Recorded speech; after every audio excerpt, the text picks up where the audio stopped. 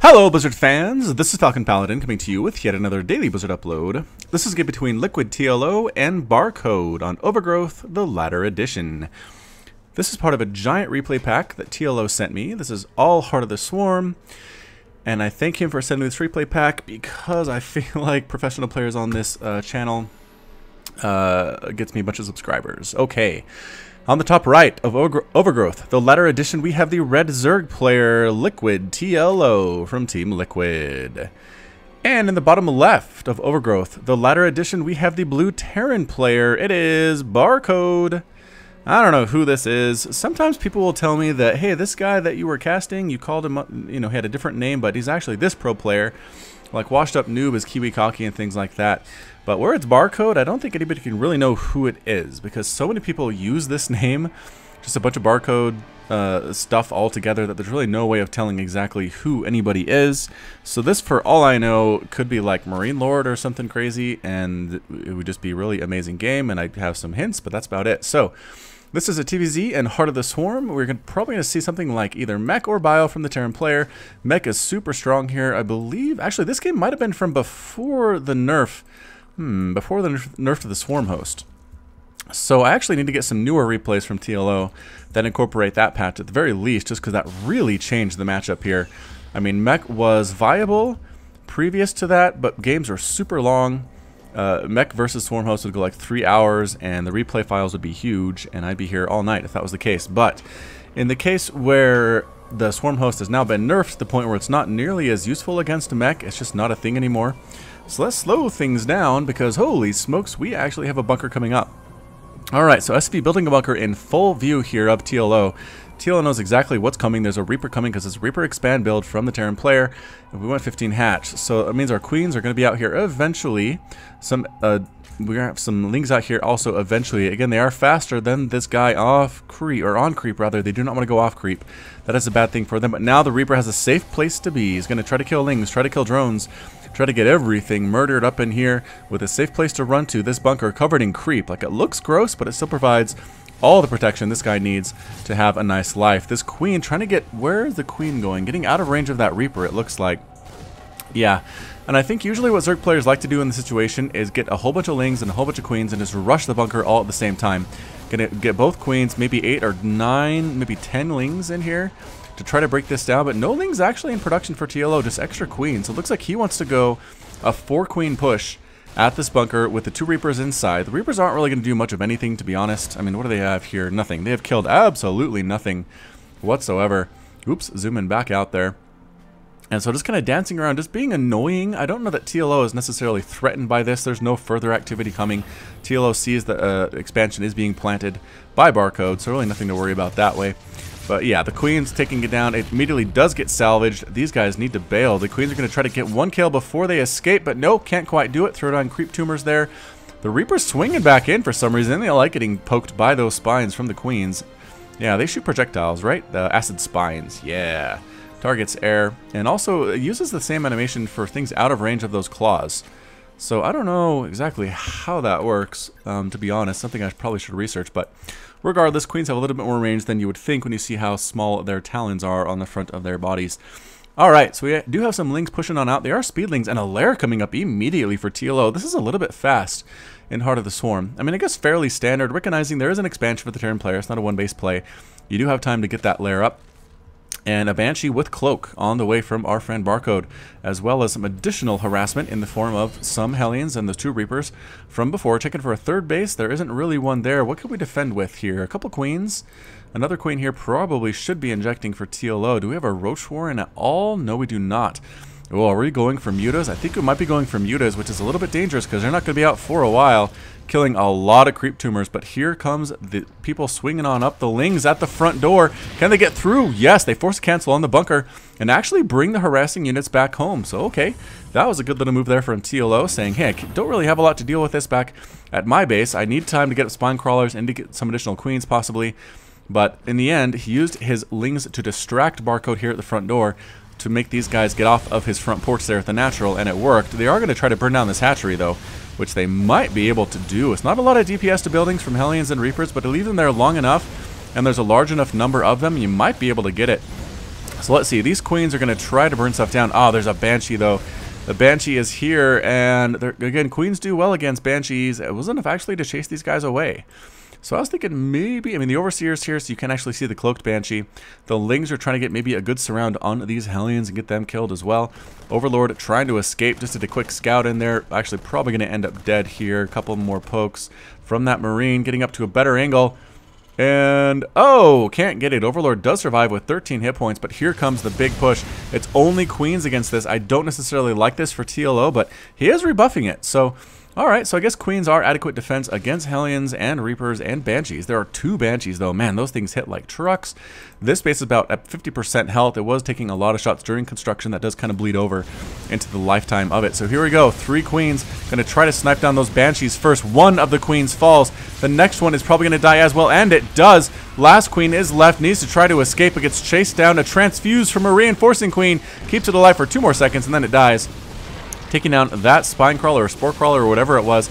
This base is likely gonna die. These are Hellbats now. Hellbats are gonna melt through all of these Zerglings for sure. The Zerglings are trying to keep things alive, but it really doesn't matter. The third base is now dead for TLO.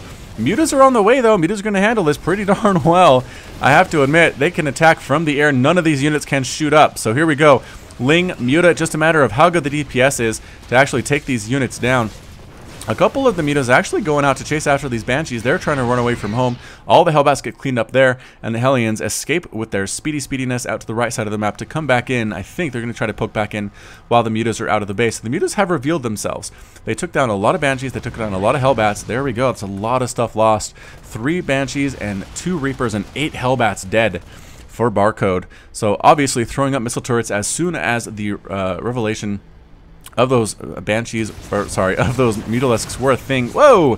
Hellbat gets in here trying to be killed by drones. That doesn't work super well. A lot of workers died there. 8 total drones have been lost. A few died over here as well, I think, in the loss of the 3rd base here. Taking a 4th base now is TLO, so feeling very, very aggressive against this Terran player who was on 2 base. Again, those Mutas provided a very, what was it? I want to say a decisive victory against Barcode there, where it was able to wipe out the entire army, basically force the Terran back into the base, and get this Mutaflock up and get the harassment down. Feels very safe taking that 4th base. There's now a Thor, though. Again, they do 12 damage to light. There are 4 attacks there, so that's 12 times 4 is, oh my gosh, is that 48? My math is so bad. This is embarrassing. Either way, let me know in the comments what the math is there, but it's a lot. So basically it hits Mutas for a lot. It does splash damage as well. Mutas like to clump up, so Thors are a good answer to the Mutalisks for the Thors that are watching this cast and want to know how to beat Terran, or how to beat Zerg in Heart of the Swarm. So just kind of making sure that Terran doesn't take a sneaky 3rd base here.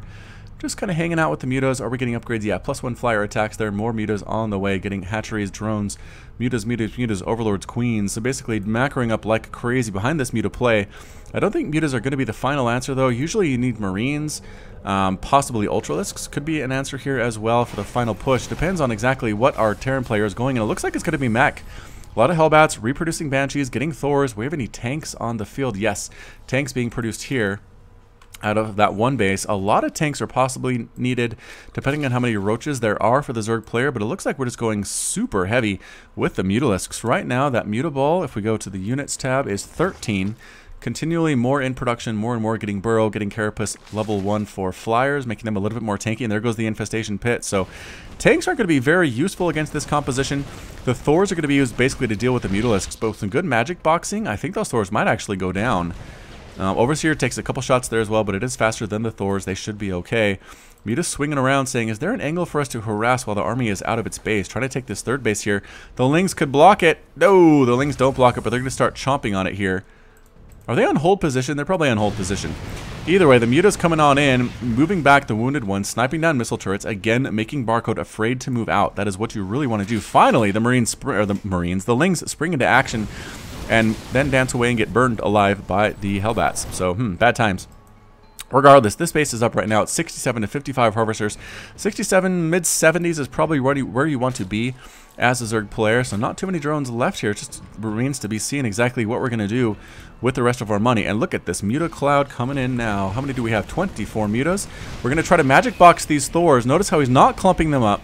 He is kind of trying to fly right over the top of the Thors, and at the same time target them down. One of the Thors goes down. Another one is going to die here as well. Boosh. It ends up dead. Sniping down tanks, sniping down Marines, taking out siege tanks that are kind of left on their own out in the open here. Boosh, boosh, dead. The Banshees can't help out because they can't shoot up. Again, here come a bunch of Hellions swinging across, trying to make an end of this Muta harass, but no, the Mutalisks say, we are going to take you down. We are not quite as fast as you. What's the speed here on these guys? Move speed 4. And Hellions have a move speed of 4.25. So Hellions are a little bit faster, but the good combination of the Ling Muta are catching these Hellions where they do not want to be, and they all end up dead. Units lost, 12 drones have died, so really doing a great job here of defending against this. Has been TLO, taking as many bases as they possibly can, getting the Mutas up, seeing we have no Marines to deal with them at all. And again, Thors are good against Mutas, but if you play it well, you can be pretty darn cost effective. There are some Widow Mines here that didn't get triggered by those Lings somehow. I'm not entirely sure what happened. The Lings maybe trying to get a scout off, trying to take down a Thor all by themselves. The two groups of Mutas sniping down missile turrets, but recognizing a little bit too dangerous here. Banshees coming in just to provide, I guess, moral support. They cannot do anything against those Mutalisks. I'm not sure exactly what their intended thought is, but here come the Swarm Hosts. There we go. So, again, this is Swarm Host from a previous patch. So, Zerg players, if you're watching this and you play Heart of the Swarm, do not think you can go Swarm Host and do this well against Mech that we're going to see in just a minute. They were changed quite a bit. I encourage you to look it up. And basically at this point, I'm not sure exactly what Zerg is supposed to do against Mech. I'm not going to complain too much about it. I do main Zerg, obviously, but I don't know. They'll figure something out here. There are a lot of good Zerg players out there in the world, and I have faith in them. So, again, a lot of bases here. There's a lair. Is there a hive yet? We do have an infestation pit, but nothing is a hive at this point. So we're just going to kind of stick on this lair technology, getting the Enduring Locust upgrade for the Locusts on those Swarm Hosts, making them last a little bit longer, making them a little bit more tanky. Taking down this debris. The Mutas check for a 4th base for the Terran. A 4-basing Terran is a pretty terrifying thing if you're Zerg. Going to see if he can actually do some damage to this 3rd base. There are some missile turrets. One dies. Trying to snipe down this refinery. Gas is really important to a meching Terran player. If you can take out their gas production, it slows them down quite a bit. Taking a few javelin volleys there from the Thors and moving back on out, waiting for the tissue regeneration to pop up here. Mutalisk regenerates life faster than most Zerg units, so nothing to worry about. If we get them out of the battle, they will get their life back pretty darn quickly. Good, amazing creep spread here. This is like, what, 15 creep tumors? It's pretty crazy stuff. The Queens, I assuming, are on their way. Yes, they are. They're going across the creep as fast as they can, and we've started up a siege. TLO moving out with his Swarm Hosts, coming up against a lot of Hellbats, a lot of tanks, but here we go. These Locusts are basically free. Any kills they get is just gravy for them, but there are SCVs actually repairing at the front line here, so the Hellbats are not falling as quickly as I expected they would.